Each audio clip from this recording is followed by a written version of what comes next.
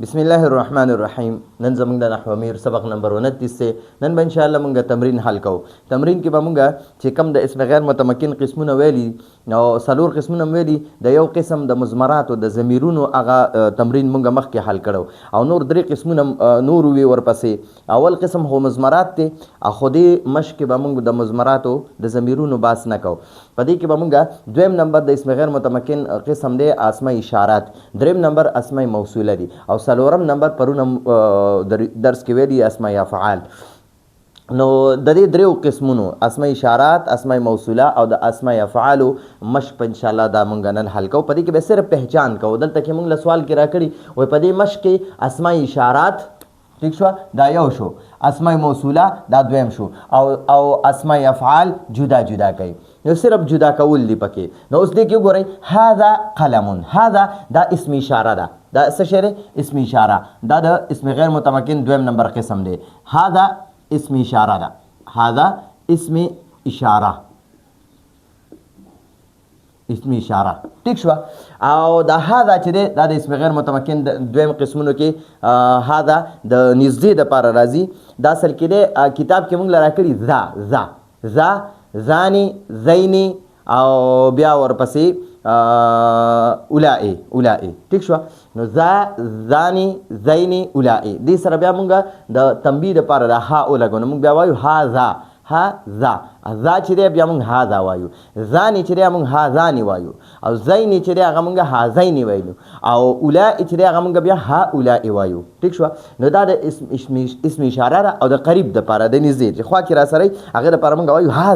هذا قلم، دا قلم دی، هذا قلم دا قلم دی. نو دا هذا اسم اشاره ده او دا مبنی ده. د اسم غیر متمکن دویم قسمونو کې هذا اسم اشاره د قریب دپاره راځي او د مذکر دپاره د یو مذکر دپاره راځي. اولئک دا هم اسم اشاره ده او د بعید دپاره راځي، د لرې دپاره. جمع ده، د مذکر دپاره هم اولئک راځي او د مؤنثو دپاره هم راځي، د جمع دپاره ښه او د لرې دپاره. لکه اوس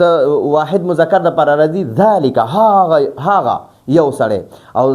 ذانک او زینک هغه دوه سړي او اولئک هغه ټول سړي. بیا دغه شانتې د لرې اسم اشاره د مؤنث دپاره راځي تلک معنا هغه یوه مؤنثه. تانیکا او تینیکا دا هم د لرې دوه مؤنثو دپاره راځي او اولئک دا هم د ډېرو مؤنثو دپاره راځي. نو اولئک د مذکرو دپاره هم راځي، د ډېرو مذکرو دپاره او د مؤنثو دپاره هم راځي، دا د دوانو دپاره راځي ښه. نو دا اولئک دا هم اسم اشاره ده، اولئک اسم اشاره ده او د بعید دپاره راځي او د ډېرو کسانو دپاره او د مذکر دپاره هم ده، د مؤنث دپاره. نو دا هم مبني ده. ښه دلته پسې بیا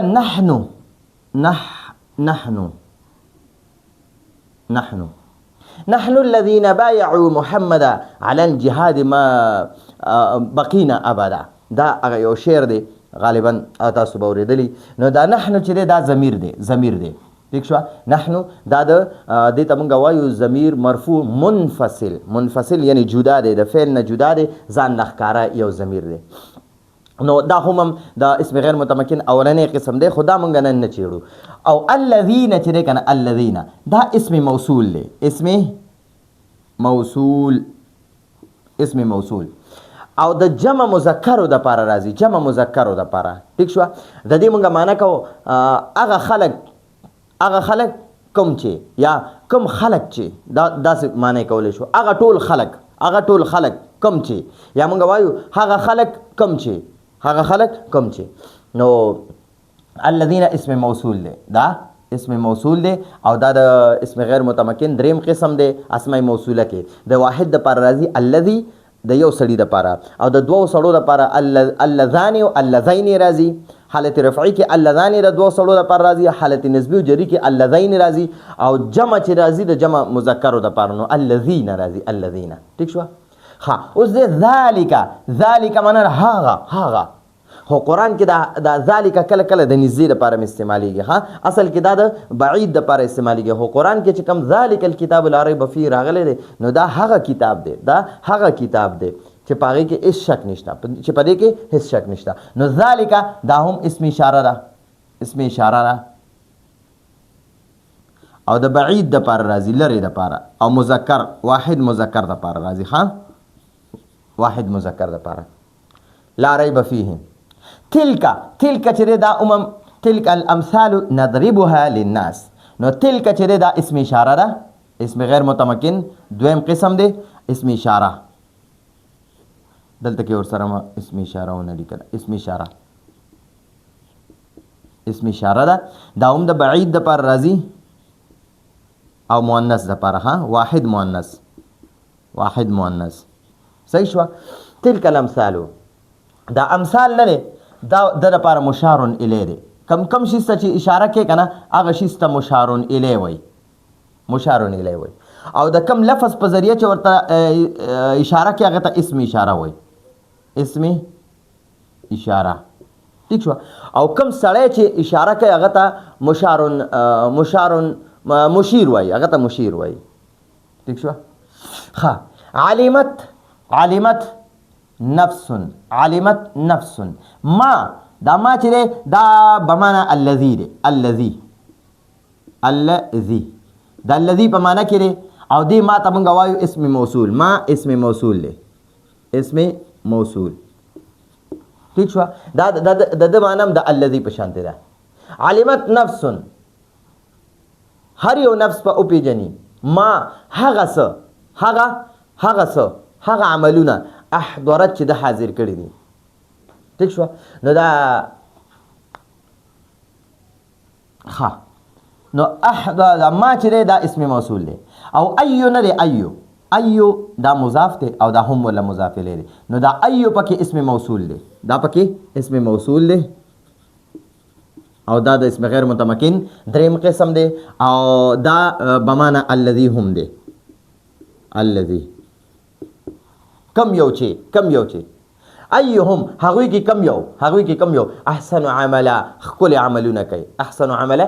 عملونه کوي نو دا ایهم چې دی د دې ایون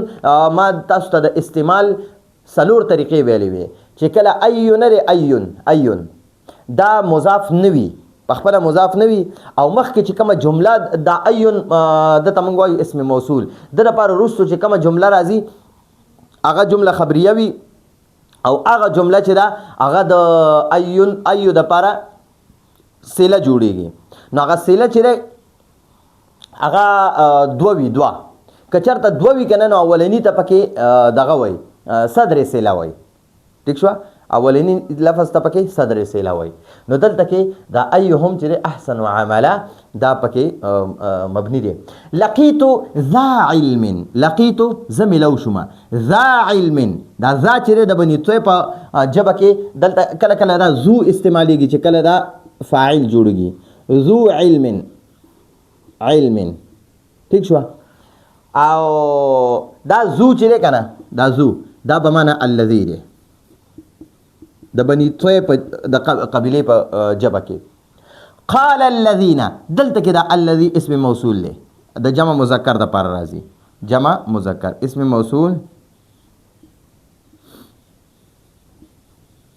موصول جمع مذکر د پر دا استعماليږي جمع مذکر د پر ها یا صدیقی هلم معنا ایتی تراشا نو دا هلم دا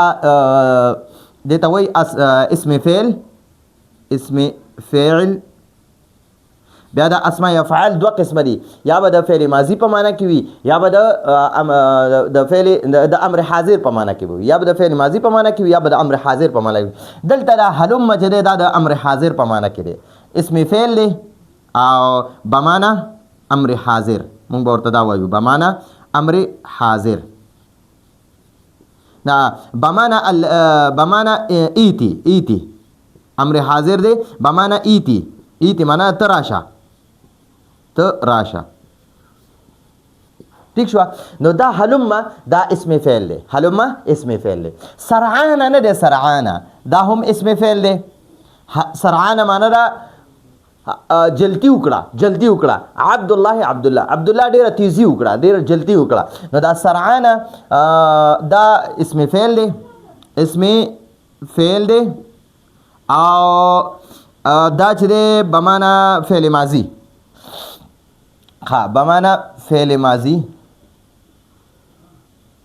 فعل ماضی دا په معنا فعل ماضی دی او د دو معنا ده د سرعه د سرعه او د سرعان یو معنا ده ها سرعه معنا ده هغه جلتی وکړه هغه سرعه هغه تیزی وکړه صحیح شو حی هل او د حلم یو معنا ده کما معنا چې د حلم ده هغه د حی حلم معنا ده حی علی الصلاه منځ طرف ته زر راشه زر ٹھیک شو نو دا حی نه ده حی دا اسم فعل ده اسم فعل ده او بمعنى امر حاضر او د معنی د تراشه ٹھیک شو اوس هیهات نه ده هیهات دا اسم فعل ده هیهات یوم العید هیهات یوم العید د اختر ورځ ډیره لري ده د اختر ورځ ډیره لري ده نو هیهات دا د بعوده په معنا کې ده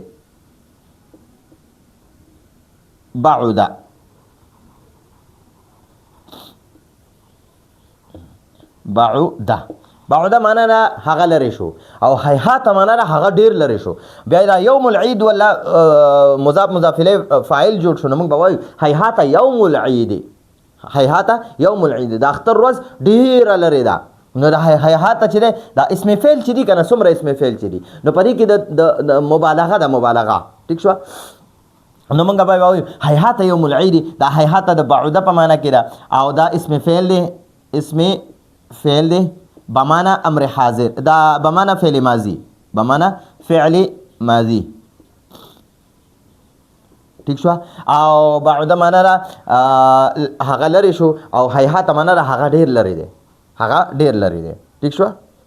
نو امید ده په دې وتا سپوشي وي په دې درس کې مونږه تمرین حل کو د کوم د اسم غیر متمکن سلور قسمونه مو هغه کې مضمرات ویلي دي نو مضمرات او تمرین مونږ مخکې حل کړی دی او یا مضمرات دي ضمیرونه هغه او یا ضمیرونه دي ٹھیک شو هغه کې دو قسمه چې دي هغه مرفوع دي دو قسمه منصوب دي او یو قسم مجرور دي نو هغه دو قسمه مرفوع کم یو دي یو مرفوع متصل دي یو مرفوع منفصل دي دا متصل هم دا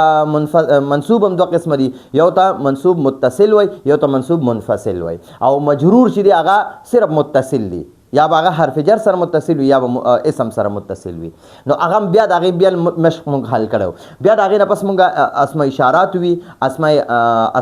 اسماء موصوله مو وي اسماء موصوله او ورپسې اسماء افعال وي دا درې اسمونه د ضمایرو نه پس وي نو هغه مونږ دلته نن حل کړه یو پکې ضمایر حل کړه اسماء اشارات هم حل کړه هذا اولئک دا ذالک تلک دته اسماء اشارات وي او الذين اسم موصول له الذين اسم موصول له دا ما اسم موصول له ايو اسم موصول له ذا اسم موصول له الذين اسم موصول له بیا پسې اسماء افعال شروع کړه حلم دا اسم فعل دی بمعنى امر حاضر او سرعان دا اسم فعل دی بمعنى فعل ماضي سرعه ٹھیک شو حي نو دا بمعنى امر حاضر دی او دا اسم فعل دی او هیهات دا اسم فعل دی بمعنى فعل ماضی دی ٹھیک شو نو سرعان او هیهات دا فعل ماضی دی حلم او حي دا امر حاضر دی اسماء افعال کې دا په اصل کې اسم وی لفظي لحاظ سره دا اسم دی خو معنی لحاظ سره دا فعل دی نو ځکه دې ته اسم فعل ورته وای ٹھیک شو امید دې پته به تاسو پوه شوي دا ترکیبونه نه دي صرف لږه اجرا مې درته پکې د اسماء اشارات وکړه د اسماء موصوله هم پکې وکړه او د اسماء افعال هم پکې وکړه لږه اجرا م وکړه انشاءالله وروستو زه تاسو دې لپاره جوګه کوم چې کم دا تاسو او مونږ دا دغه ووایو د مبني قسمونه ووایو د معرب قسمونه هم ویلي دي او دغه شانتې ورپسې بیا مذکر مؤنث ووایو بیا ورپسې د منصرف غیر منصرف ووایو واحد تثنیه جمع پکې ووایو نو د هغې نه پس په انشاءالله مونږ بیا ورو ترکیبونه شروع کوو مشق په بیا مونږ په کم تمرین چې کوو نو هغه به ټول مونږ ترکیبي لحاظ سره کوو نو انشاءالله تاسو به ترکیب هم ډېر ښکلې طریقې سره زده کوئ نو دا وروستو سبقونه بار اورئ چې ستاسو دا شاته سبقونه هېرېږي نه نو چې دا درته یاد وي بیا به مونږ ترکیبونه او ورسره اجرا ډېر په ښکلې طریقې سره کوو. نو امید دی تاسو په دې باندې پوه شوي مونږ په خپلو دعاګانو کې یاد ساتئ، خصوصا زما شیخ صاحب شیخ ادریس شهید رحمه الله په خپلو دعاګانو کې یاد ساتئ، او الله دې مونږ ته د هغه کم صفاتو، کم علمو، کم اخلاقو، کم د هغه تقوا وه، پرهیزګاري وه چې الله پاک هغه مونږ له راکړي. د هغه کم صفات چې د شیخ صاحب رحمه الله چې هغه الله پاک مونږ ته را منتقل کړي. مونږ شاګردان یو، زړه مو پسې خوږېږي او بالکل زړونه هم زخمي دي. خصوصي دعاګانو کې یاد ساتئ. الله دې زمونږ د شیخ صاحب رحمه الله درجات اوچت کړي او د هغې صفات ته الله مونږ له راکړي. هذا هو المرام والله أعلم بحقيقة الكلام.